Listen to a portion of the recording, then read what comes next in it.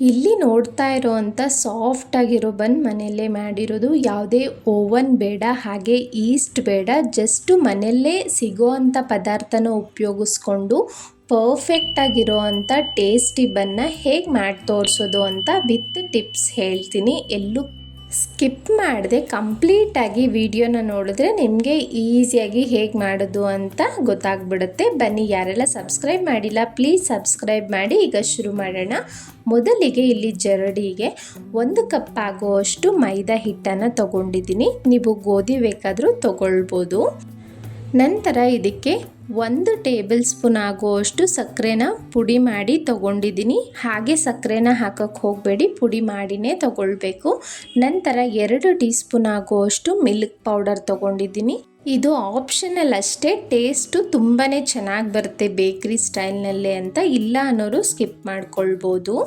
ಈಗ ಇದಕ್ಕೆ 1 tea spoon ಆಗುವಷ್ಟು ಬೇಕಿಂಗ್ ಪೌಡರ್, ಕೇಕ್ ಮಾಡೋದಕ್ಕೆಲ್ಲ ಉಪಯೋಗಿಸ್ತೀವಲ್ಲ ಅದು.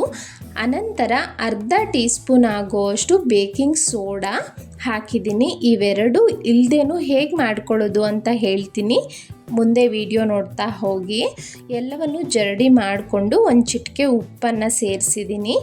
ನಿಮ್ಮ ಹತ್ರ ಬೇಕಿಂಗ್ ಪೌಡರ್ ಸೋಡಾ ಇಲ್ಲ ಅನ್ನೋರು ಆರಾಮಾಗಿ ಈ ರೀತಿ ಇನೋ ಪ್ಯಾಕೆಟ್ ಒಂದು ತೊಗೊಂಡು 1.5 ಟೀ ಸ್ಪೂನ್ ಆಗೋಷ್ಟು ಹಾಕ್ಕೊಳ್ಬೇಕು. 1 ಕಪ್ ಮೈದಾಗೆ 1.5 ಟೀ ಸ್ಪೂನ್ ಇನೋ ಪರ್ಫೆಕ್ಟಾಗಿ ಸರಿ ಹೋಗುತ್ತೆ. ಈಗ ಎಲ್ಲವನ್ನು ಒಂದ್ಸಲ ಚೆನ್ನಾಗಿ ಮಿಕ್ಸ್ ಮಾಡ್ಕೊಳ್ತೀನಿ. ನಂತರ 2 ಟೇಬಲ್ ಸ್ಪೂನ್ ಆಗುವಷ್ಟು ಎಣ್ಣೆ ಹಾಕಿದ್ದೀನಿ. ಎಣ್ಣೆ ಕಾಯಿಸೋದೇನು ಬೇಡ, ನಾರ್ಮಲ್ ಕುಕ್ಕಿಂಗ್ ಆಯಿಲ್ ಹಾಕ್ಕೊಂಡ್ರೆ ಸಾಕು. ಈಗ ಒಂದ್ಸಲ ಎಲ್ಲವನ್ನು ಚೆನ್ನಾಗಿ ಆ ಎಣ್ಣೆ ಬೆರೆಯೋ ಥರ ಮಿಕ್ಸ್ ಮಾಡ್ಕೊಳ್ಳೋಣ. ನಂತರ ಇಲ್ಲಿ 1 ಕಪ್ ಮೈದಾ ತೊಗೊಂಡ್ರೆ ಅರ್ಧ ಕಪ್ ಆಗುವಷ್ಟು ಹುಳಿ ಬಂದಿರೋ ಮೊಸರು ತೊಗೊಳ್ಳಿ. ಆದಷ್ಟು ಬನ್ ತುಂಬ ಸಾಫ್ಟಾಗಿ ತುಂಬ ಚೆನ್ನಾಗಿ ಬರುತ್ತೆ ಹುಳಿ ಮೊಸರು ಇದ್ದರೆ. ನೋಡಿ, ಒಂದೇ ಸಲ ಹಾಕೋಕ್ಕೆ ಹೋಗಬಾರ್ದು, ಸ್ವಲ್ಪ ಸ್ವಲ್ಪನೇ ಹಾಕ್ಕೊಳ್ತಾ ಈ ರೀತಿ ಮಿಕ್ಸ್ ಮಾಡ್ಕೊಳ್ತಾ ಬರೋಣ.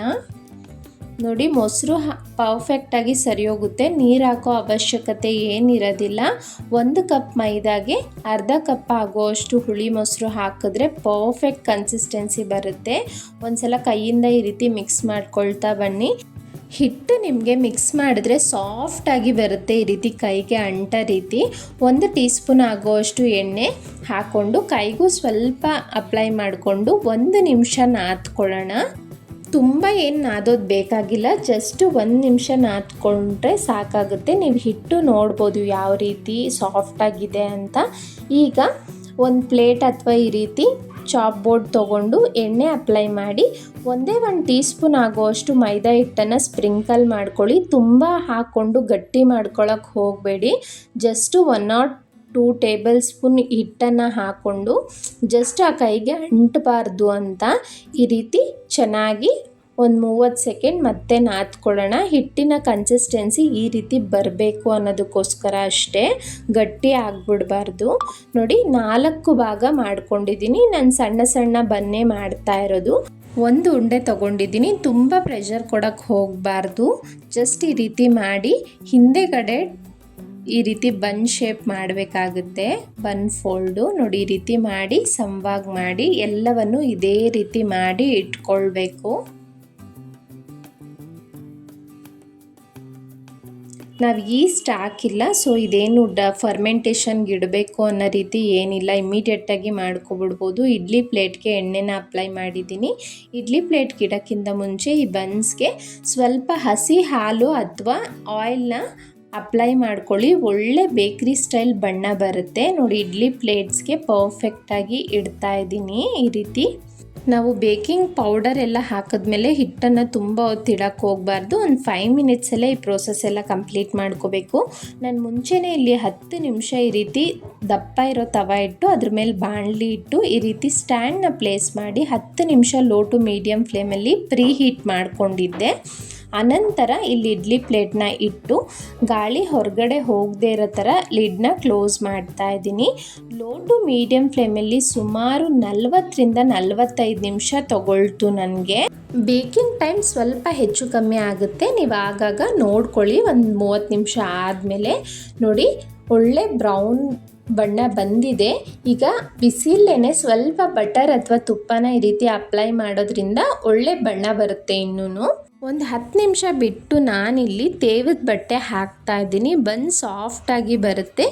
ಕಂಪ್ಲೀಟ್ ತಣ್ಣಗಾಗೋದಕ್ಕೆ ಬಿಟ್ಟರೆ ನಿಮಗೆ ಬನ್ ಟೆಕ್ಸ್ಚರ್ ಪರ್ಫೆಕ್ಟಾಗಿ ಬೇಗರಿಗಿಂತ ತುಂಬಾ ಚೆನ್ನಾಗಿ ಬರುತ್ತೆ ಅಂತ ಹೇಳ್ಬೋದು. ನೋಡಿ, ಹಿಂದಿನ ಭಾಗನೂ ಒಂಚೂರು ಸಿಹಿಯೋದಿಲ್ಲ, ಪರ್ಫೆಕ್ಟಾಗಿ ಬಂದಿತ್ತು. ನೋಡಿ, ಒಳಗಿನ ಟೆಕ್ಸ್ಚರೂ ನೋಡ್ಬೋದು. ಟೇಸ್ಟು ತುಂಬಾ ಚೆನ್ನಾಗಿತ್ತು. ಈಸ್ಟೆಲ್ಲ ಹಾಕಿ ಒರಿಜಿನಲ್ ಬೇಕ್ರಿ ಸ್ಟೈಲಲ್ಲಿ ಹೇಗೆ ಮಾಡೋದು ಅನ್ನೋ ವಿಡಿಯೋನು ನಾನು ಆಲ್ರೆಡಿ ಅಪ್ಲೋಡ್ ಮಾಡಿದ್ದೀನಿ. ಅದನ್ನು ಬೇಕಾದರೆ ಇಂಟ್ರೆಸ್ಟ್ ಇರೋರು ಚೆಕ್ ಮಾಡ್ಬೋದು. ಅದರಲ್ಲಿ ಕುಕ್ಕರಲ್ಲಿ ಮಾಡಿ ತೋರಿಸಿದ್ದೀನಿ. ನೀವು ಕುಕ್ಕರಲ್ಲಿ ಬೇಕಾದರೂ ಇದೇ ಪ್ರೊಸೀಜರ್ನ ಫಾಲೋ ಮಾಡಿ ಈಸಿಯಾಗಿ ಮಾಡ್ಕೊಬಿಡ್ಬೋದು. ಬನ್ ಟೇಸ್ಟ್ ಅಂತೂ ತುಂಬಾ ಚೆನ್ನಾಗಿತ್ತು. ಮಕ್ಕಳಿಗೆಲ್ಲ ತುಂಬ ಹೆಲ್ತಿ, ಹಾಗೆ ಇಷ್ಟಪಟ್ಟು ತಿಂತಾರೆ. ಒಂದ್ಸಲ ಟ್ರೈ ಮಾಡಿ ಹೇಗೆ ಬಂತು ಅಂತ ನನಗೆ ಕಮೆಂಟ್ನಲ್ಲಿ ತಿಳಿಸಿ. ನಾನು ಹಲವಾರು ರೀತಿ ಈಸಿ ಆ್ಯಂಡ್ ಟೇಸ್ಟಿ ರೆಸಿಪೀಸ್ ನನ್ನ ಚಾನಲ್ನಲ್ಲಿ ಅಪ್ಲೋಡ್ ಮಾಡ್ತಿರ್ತೀನಿ. ಪ್ಲೀಸ್ ಸಬ್ಸ್ಕ್ರೈಬ್ ಮಾಡಿ. ಹಾಗೆ ವಿಡಿಯೋ ಇಷ್ಟ ಆಗಿದ್ದರೆ ನಿಮ್ಮ ಫ್ಯಾಮಿಲಿ ಫ್ರೆಂಡ್ಸ್ಗೆ ಶೇರ್ ಮಾಡಿ, ಲೈಕ್ ಮಾಡೋದನ್ನು ಮರಿಬೇಡಿ. Thank you so much.